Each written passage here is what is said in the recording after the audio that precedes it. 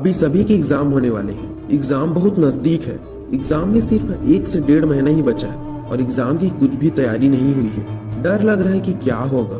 पढ़ाई भी अच्छे से नहीं हो पा रही है। पढ़ने का मन ही नहीं कर रहा है और पढ़ रहा हूँ तो कुछ याद भी नहीं हो रहा है। इस तरह की प्रॉब्लम आपको भी आ रही होगी। इस तरह की बातें आपके दिमाग में भी आ रही होगी। ऐसा इसलिए होता है क्योंकि हमारे दिमाग को ज्यादा मेहनत करना पसंद नहीं है।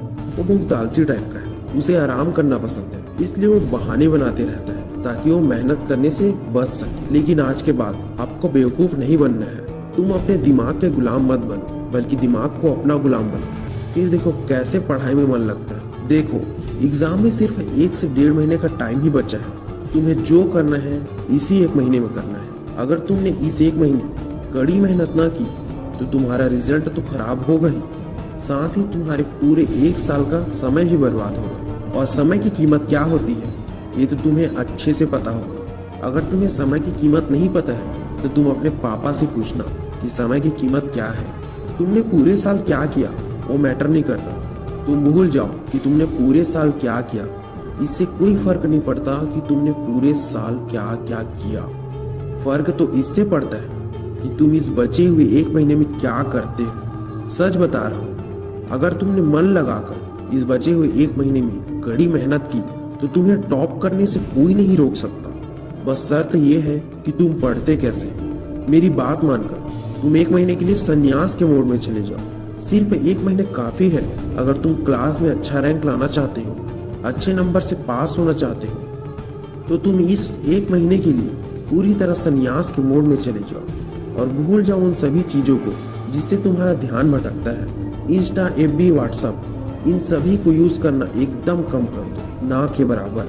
अगर तुम्हारी कोई गर्लफ्रेंड है या कोई बॉयफ्रेंड है तो उसे बोल दो कि 1 महीने बाद मेरी एग्जाम है, मैं तुम्हें एग्जाम कंप्लीट होने तक ज्यादा टाइम नहीं दे पाऊंगा। देखो यार, 1 महीना कोई बहुत बड़ा समय नहीं है। अगर तुम अपनी लाइफ को बेटर बनाना चाहते हो तो तुम इतना त्याग तो कर ही सकते हो।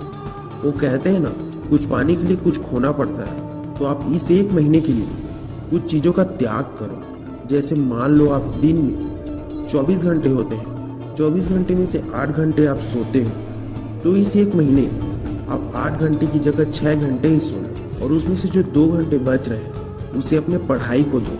और मान लो आप दिन में 3 से 4 घंटे मोबाइल यूज करते हो, ज्यादा भी करते होगे, लेकिन मैं 3 से 4 घंटे ही कह रहा हूँ। तो उस 3 से 4 घंटे को आप इस 1 महीने के लिए अपने पढ़ाई को दो और मोबाइल को साइड में रख दो। 1 महीने 2 घंटा कम सोओगे, आप कम मोबाइल चलाओगे, मतलब ना के बराबर, तो कुछ नहीं होगा।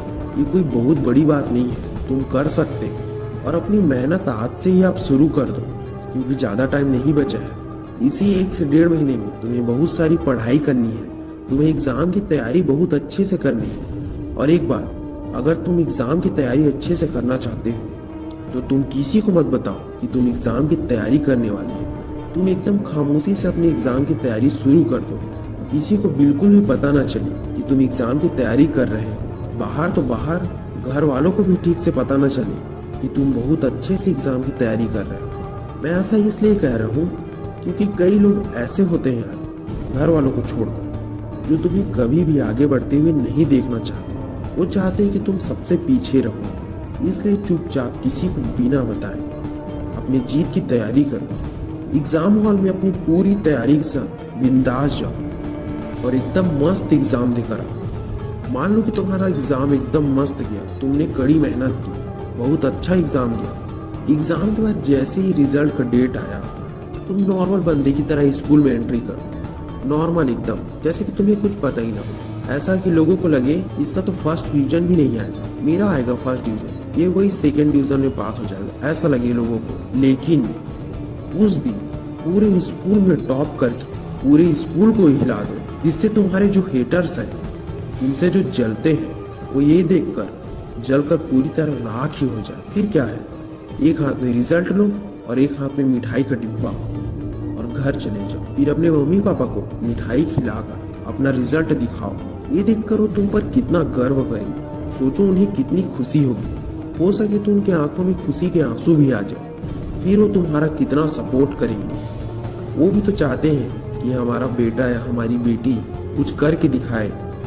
तुम्हारा इतना अच्छा रिजल्ट देखकर उन्हें इतनी खुशी होगी कि वे गर्व के साथ अपना सिर ऊंचा करके सबको बताएंगे कि मेरा बेटा या मेरी बेटी पूरी स्कूल में टॉप की। क्या तुम नहीं चाहते कि लोग तुम्हारी इज्जत करें, तुम्हारे जो मम्मी पापा हैं उनकी इज्जत करें? देखो यार, पढ़ाई सिर्फ जॉब के काम ही नहीं आती, बल्कि पढ़ाई हर उस फील्ड में, हर उस क्षेत्र में काम आती है जिस भी फील्ड में तुम जाना चाहते हो। इसलिए पढ़ाई करो और मन लगाकर अच्छे से पढ़ो।